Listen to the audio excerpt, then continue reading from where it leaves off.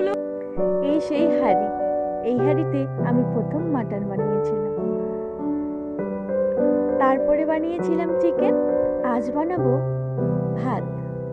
অনেক দিন থেকেই ইচ্ছে করছিল লাউ পাতা সিদ্ধ দিয়ে মাটির হাঁড়িতে ভাত রান্না করে খাবো, সেই সুযোগ আর হচ্ছিলই না।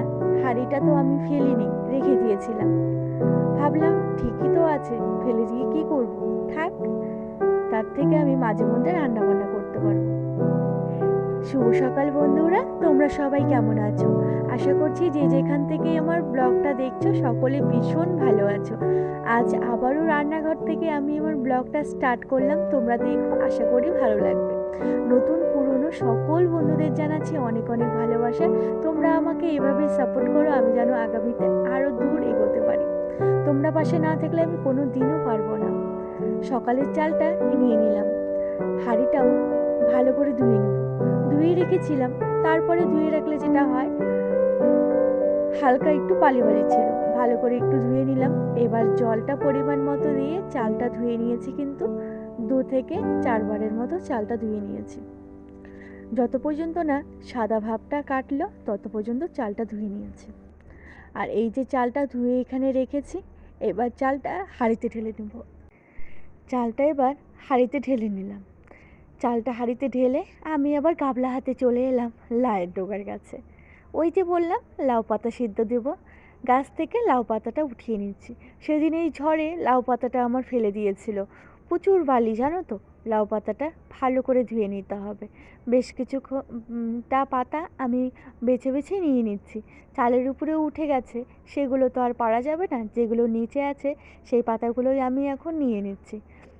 আর কটা হলেই হয়ে যাবে, বেশ অনেক কটাই নিয়েছি। আর ছেলের আবার আর্ট আছে আজকে 11টার থেকে, তাড়াতাড়ি করে রান্নাটা করতে হবে, তারপরে ছেলে যাবে আর্টে। আর সকালে উঠে দেখি একদম প্রচুর বৃষ্টি হচ্ছে, আবার শুয়ে পড়েছিলাম। যেই না শুয়েছি চোখটা লেগে গেছে, একদম ঘুম ভেঙেছে 8:30। তো যাই হোক, ভালোই হলো আজকে বারটা রবিবার ছিল বলে। আজকের তারিখটা হলো এপ্রিলের, আজ হচ্ছে 13 তারিখ। এই যে বসিয়ে দিলাম ভাতটা। এবার আমি লাউ পাতাটা ভালো করে ধুয়ে নেব। বাইরের কল থেকেই ধুয়ে নিয়ে এসেছি। এখন প্রথমে তো তোমাদের দাদাভাইকে জিজ্ঞাসা করছিলাম, আমি এর আগে লাউ পাতা বিয়ের পর শ্বশুর বাড়িতে একবার খেয়েছিলাম, তখন আমি করেছিলাম। তো তারপর অনেক কটা বছর হয়ে গেল আর করা হয় না। তো প্রথমে ভাবছিলাম কি করে দিব, তারপরে ভাবলাম একটা ঘর থেকে সুতো নিয়ে আসলাম, মানে জামা কাপড় সেলাই করে যে সুতোগুলো সেগুলো নিয়ে আসলাম। সেটা নিয়ে এসে পাতাগুলো একটু গিঁট বেঁধে দিচ্ছি, তাহলে সবগুলো পাতা ছড়িয়ে যাবে না। আমি জানি না আমি ঠিক করলাম না ভুল করলাম।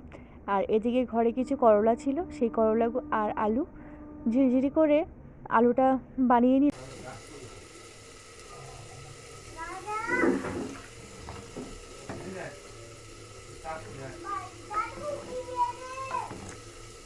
আজ সকালে চা আর খাওয়া হয়নি, সবাই যেহেতু দেরি করে উঠেছি সে কারণে ওই বাসি কাজ সেরে ভাতই বসিয়ে দিলাম। আর এপাশে এই যে করলা আলুটা ভেজে নিচ্ছি, আর এপাশে ভাতটা অনেকটা হওয়ার মধ্যেই তাও আমি একটু নেড়ে চেড়ে নিচ্ছিলাম।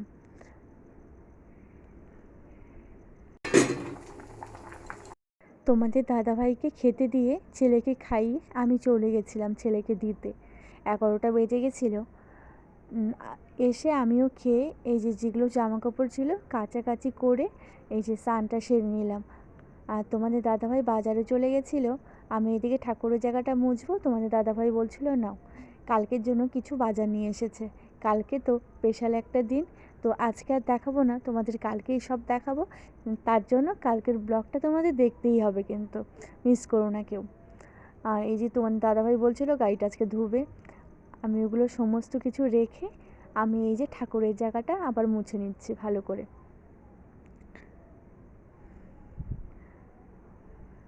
ঠাকুরের জায়গাটা মোছা হয়ে গেছে, এবার চলো ঠাকুরের ফুলটা উঠিয়ে আনি।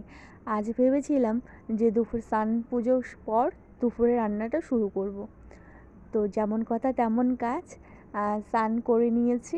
এবার ঠাকুরের পুজোটা দিয়ে তারপর আমি কিন্তু ওই রান্নাঘরে যাব, দুপুরে রান্নাবান্নাটা শুরু করব।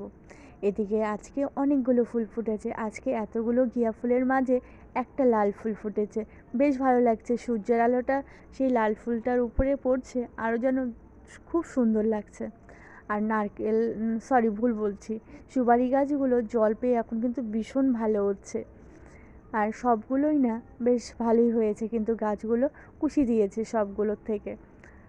আজকে আর কেউ ফুল নিতে আসেনি, আজকে আমার একটু গেটটা খুলতেও দেরি হয়েছিল, সে কারণে হয়তো। তো আজকে আর কেউই আসেনি, তা না হলে কাকি, পাশের বাড়ি একটা বৌদি, তো দুজন আসে কিন্তু ফুল নিতে। আমি ভাবছি এই গাছ থেকে কিছু ডাল ছেঁটে আমি আরও সাইডে লাগাবো। তো আমি কিন্তু এই গাছটা একটা ডালই লাগিয়েছিলাম। আমি স্নান করে মাম্মামকেও স্নান করিয়ে দিয়েছি। এখন ঘড়ির কাঁটায় বাজে 1টা। আজকে আমার ভিডিওটা পাবলিশ করতে একটু সময় লেগেছে, কারণ আমি তো ছেলেকে দিতে গেলাম 11টার দিকে। তখন পর্যন্ত আমার ভিডিওটা মানে এদিকে তো নিয়ে একটু বাইরে দাঁড়াতে হয় রাস্তায়, আর আজকাল সেই সময়টা হয়নি। রবিবার বুঝতেই পারছো, বাড়িতে থাকলে আরও নানা রকমের কাজ থাকে। আর রবিবার এমনি দিন তো সকালে একবার রান্না করলেই হয়ে যায়, রবিবারে দুবেলা রান্না থাকে, মানে 3 বেলাই ধরতে পারো। ওই খাবার গরম করার থেকে নানা রকমের কাজ থাকে, সেই কারণে আজকে আমার ভিডিওটা পাবলিশ হতে একটু সময় নিয়েছে। ওই আমি 1টা 27-এ আজকে ভিডিওটা কিন্তু পাবলিশ করেছি। তবে তোমরা দেখো, আশা করি সকলের ভালো লাগবে। আর এই দেখো আমি ফুল উঠিয়ে নিলাম, আর সাদা ফুল কিছু উঠিয়ে নিয়েছি বৃন্দাজি মার জন্য।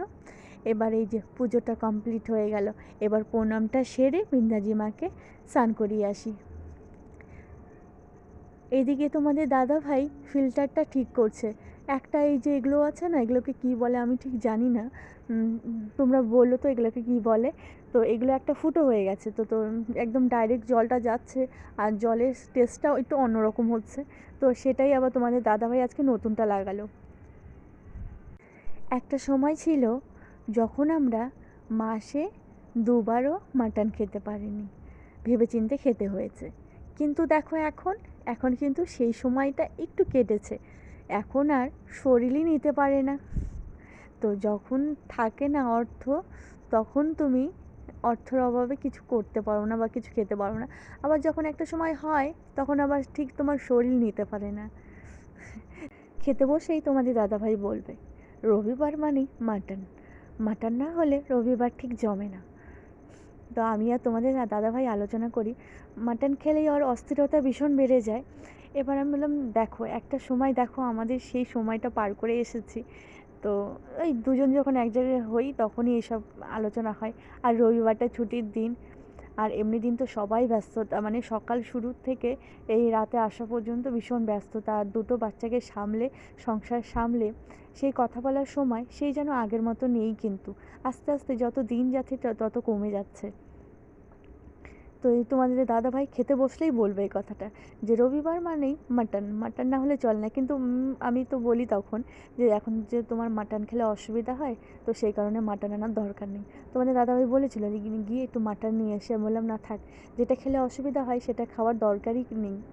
রাতেই যেহেতু তোমাদের দাদাভাই এই যে নিয়ে এসেছিলো চিংড়ি, তো আমি বললাম, তোমাদের দাদাভাই বললো আবার, আমি বললাম কাঁঠাল দিয়ে বানাবো, বললো না কাঁঠাল দিয়ে বানালে গ্যাস হয়ে যায়। তো সেই কারণে বললাম আমি গিয়ে পটল নিয়ে আসি। আর যেহেতু দেরিতে বাজারে গিয়েছিল, তখন আর ওই ভালো সবজি পাইনি, যা পেয়েছে সেটাই নিয়ে এসেছে। তো আবার সোমবারে বাজার নিয়ে আসবে। আর এদিকে এই যে একটা ডাব আগের দিনই নিয়ে এসেছিল। না না খা আর ডাবের জল খা, ভালো একটু খেয়ে নাও। মিষ্টি না খাবো না তো। অন্যরকম মিষ্টি কেন হবে, খাও তাড়াতাড়ি খাও, নারকেলের জলের মতো।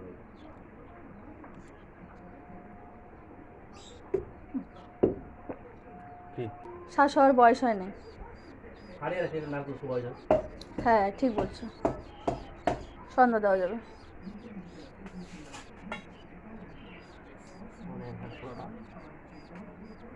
আমাদের কাছে যে কবে হবে না।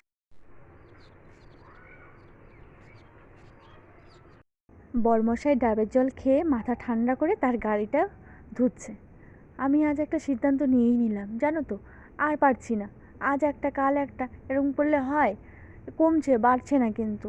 তাই ভাবলাম আজকে এই একটা ঘেরা টাইপের আছে, সেটা দিয়ে এদের একটা ঘর বানিয়ে দিই। তো যেমন হয় তেমনই থাকবে। ভিতর থেকে নিচ্ছে না, ওই গেটের ওখান থেকেই ঘরের পিছন থেকে নিয়ে নিচ্ছে। তো ভাবলাম যে আজকে দুটো বাচ্চা নিয়ে গেছে, মনটা একদম আজকে আরও বেশি খারাপ হয়ে গেছে। তো আমি কিনছি, এরা খেয়ে খেয়ে এদের পেট ভরছে। তো দেখো একটা ঘর বানিয়ে ফেললাম, আমি বললাম যাক এটা একটা বানালে তাহলে আর বেরোতে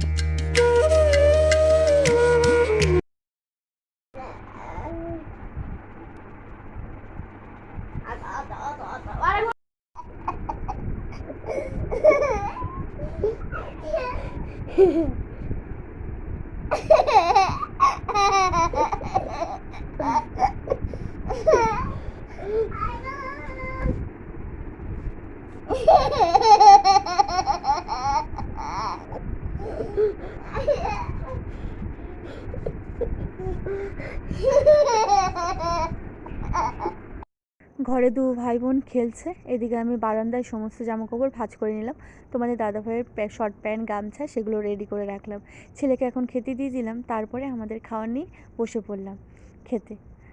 তো আজকে খাওয়াটা কিন্তু একদম ঠিকঠাক হলো, খুব একটা রিচ খাওয়ারও না, কিন্তু একদম মিডিয়ামের মধ্যে সকাল থেকে রাত পর্যন্ত বেশ খাওয়াটা বেশ হালকা পাতলার মধ্যেই ছিল কিন্তু। তবে ভয় লাগছিল, চিংড়ি মাছেও তোমাদের দাদাভাইয়ের আবার অ্যালার্জি আছে। আজকে চিংড়ি মাছের তরকারিটা বেশ ভালো হয়েছিল। ঝিঙে দিয়ে যেটা রাতে করেছিলাম সেটাও বেশ ভালো হয়েছিল, তোমাদের দাদাভাই বলছিল। তো আজকের ব্লগটা এখানেই শেষ করছি, বাই। ভালো লাগলে লাইক সাবস্ক্রাইব করে আমার পাশে থেকো।